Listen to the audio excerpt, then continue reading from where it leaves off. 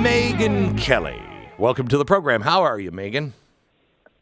Enraged, angry, just in disbelief at what our industry has become. It was state-run media. I mean, for her to go in and say so many lies, that proves this is state-run media. She knew she could get away with saying lie after lie after lie after lie. I've never seen anything like it, and no corrections.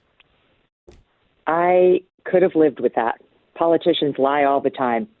But the one-sided, quote, fact-checking was so outrageous. I would have been fine if they had done what CNN did, which is just be quiet. Dana Bash and Jake Tapper did not try to fact-check the candidates. They let them do that to each other, which is totally appropriate as a presidential debate. It's actually the way it should be. It's not our job to set the record straight. The only time you should weigh in as the moderator is if the integrity of your question is attacked, right? Like they're attacking the underlying foundation for what you're asking. Right. But as for the answer, that's for the other candidate to do. And these ABC News moderators didn't understand that, or they just didn't care. CNN actually got hammered by the left for doing that. The left wanted them to get out there and criticize Donald Trump and say, oh, no, you said this and that's wrong and so on. And ABC News clearly watched that and said, oh, well, that can't be us. We've got to pander to our base. And so they only fact-checked him. Their fact checks were incorrect and or were opinion. And then you had the assist by the rest of the media and back to CNN and this absolute cretin named Daniel Dale, whose fact check after the fact was that Trump lied 33 times and she lied once. That's what we're up against. Yes. What was the one he picked? Was it like a lottery? You put all the lies into a little basket and you twirl it around, mix them up. B17. What was the lie? Guess, he didn't make that clear, but I'm going to guess because on Twitter, he called her out for trying to claim that she had reversed her personal stance on fracking in 2020. You know, she wanted to ban it. And then in 2020, she's been claiming she said she didn't want to ban it, which isn't true. In 2020 at the VP debate, she said Joe Biden will not ban it. She has never reversed her stance on it. But nothing about the Charlottesville both sides lie, about the bloodbath, about the 2025 nonsense, about saying Trump is against IVF. Nothing. No, that's fine. So, Megyn, what she had to do last night was assure people that hadn't seen her act presidential to appear to be strong, tough, and presidential. Did she do that for enough people? Well, you added that phrase at the end, which makes me say no, for enough people. I don't think there was a game changer last night. I think most people will say she won the debate. But here's what I saw.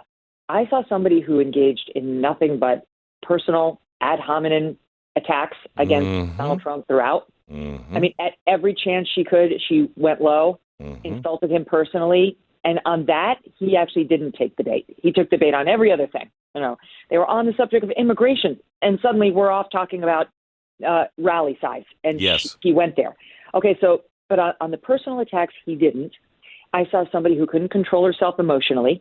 She was on screen right, harrumphing, rolling her eyes, hand up on the chin, like, aren't you so interesting? It was a turnoff. I've never seen anybody actually put their hand up on the chin and rest their elbow on their other hand. I mean, it was. And let me tell you something. Let me tell you something. This country hasn't elected a female president in 250 years. The person who's going to be number one is not going to be an emotionally unregulated, harrumphing, sighing hysteric. And that's how she appeared in the split screen for the first half an hour of the debate. She got it under control later. I cannot believe that the people sitting at home, and don't forget this election is coming down at the margins to men versus women. Men are for Trump and women are for Kamala. That these men sitting at home are going to say, I'm going to vote for her. I can sit at home on election day and let her win. I just think they're going to be motivated by how extreme she is, yes, on policy, which Trump failed to point out last night, yes, but her behavior. Yes. She is not a strong leader. She is the opposite of a Margaret Thatcher.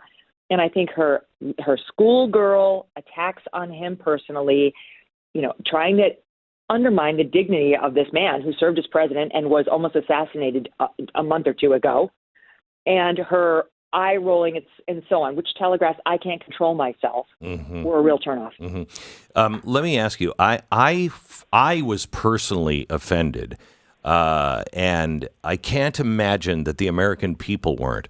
When he was talking about how people are suffering and you can't afford, the groceries at the grocery store, when she laughed and rolled her eyes at that, I saw that and I'm like, oh my gosh, you're in such denial that is happening, or you just don't care. Do you think that? Did that play on you? Yep, there was that moment she laughed, and she laughed when he was raising what's happening in Springfield, Ohio. She openly laughed. Yeah. As these poor people, you can accept the pets' testimonials or not. They have not, in fact, been debunked. Nope. You have one city manager who says he can't prove any of that. He hasn't found the proof of it. That does not mean it didn't happen. Another totally inappropriate, quote, fact check by David Muir. What we have here is a he said, she said situation. It is not for the moderator to try to fix it. But she laughed at it. She rolled her eyes. And what is she laughing at? Immigration. What's happening in our cities because of the minimum. This is what's been documented. 10.4 million illegals who have come under her watch. 2.3 million under Trump's 4 years. 10.4 minimum, not counting gotaways, under hers. And when the question is raised, look at what's happening to American cities because of it. She laughed.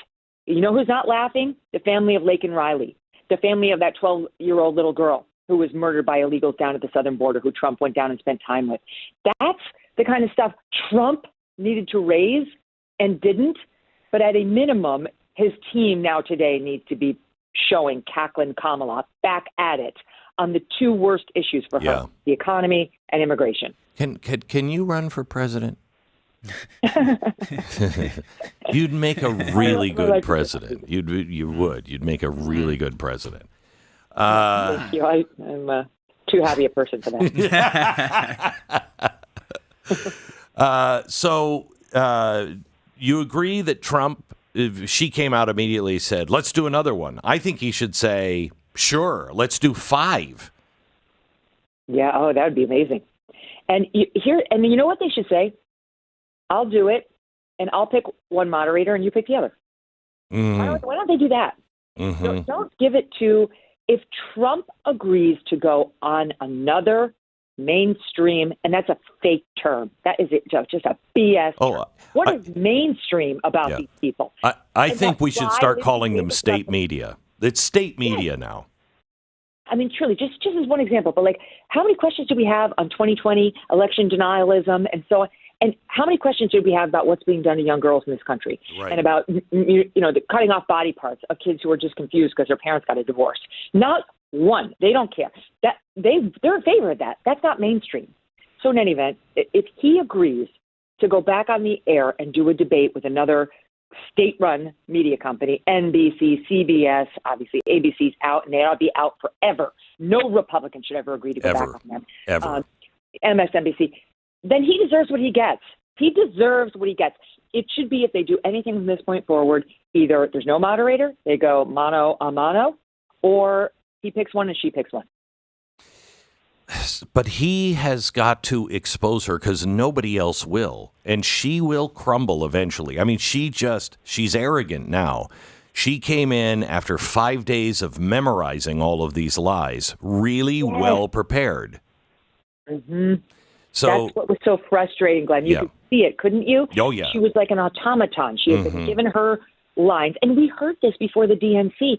Mark Halperin reported that she'd been getting help from, he did it in sort of tongue-in-cheek, so you had to read between the lines, but it was CAA and Brian Lord who's one of the heads of CAA, the most powerful agency, or one of them in, talent agency in the country, and that they were bringing in top Hollywood actors and actresses to coach her on delivery. That's what it takes to make her saleable to the American people. But I really believe that the people sitting in Iowa know that. They watched that, and there's just no way they looked at her and thought, yeah, this is a genuine person who cares about me. Agreed. She barely talked about them. Her whole debate performance was to convince us, and by the way, same plan for the moderators, how terrible Trump is. Yes. It was not, other than her first answer where she tried to say, oh, I'm middle class and I understand your problems. It was not about them or the economy. One last thing. When she was calling him weak, and remember, she said, you're going to hear nothing but name calling tonight. Well, yes, from her. Yes. But when she kept saying over and over again, you're weak, you're weak, you're weak, she was just trying to get under his skin the entire time. And I have to tell you, I don't know if I could have been as restrained as he was last night. I know. 90 minutes of lies. I don't think I could have contained myself. I would have lost. I agree. I mean, my blood was boiling. His blood had to be boiling. Obviously, this was her plan. But the number of personal emasculating attacks she launched on him, if he had done anything like that to her, we'd be getting lectured all day about his misogyny. Yes. But she got away with it entirely. And all I could think of when I looked at Trump was, this is like a soldier in a foxhole surrounded by enemy fire, trying to return fire, one by one. But the hits on him were uniform. It was a pile-on, and it was nonstop. And when I looked at the way ABC handled it, 100% as effective and strong a competitor to him as she was, all I could think was ambush. Mm-hmm. This is an ambush. Mm-hmm. They laid a trap for him by assuring him they could be fair. He fell for it. He walked in there, and all they did was ask him horrible questions for him. If he didn't answer it, if he tried to bridge or he went with his own messaging, on him, they would follow up. The question was this. On her, they never did that. And then they would try to fact check him. And 9 times out of 10, their fact check was incorrect. And they never once fact checked her. And all of the topic selection was left-wing anti-Trump. I mean, every single question they asked, maybe 2 were normal. So he was like the soldier who was ambushed.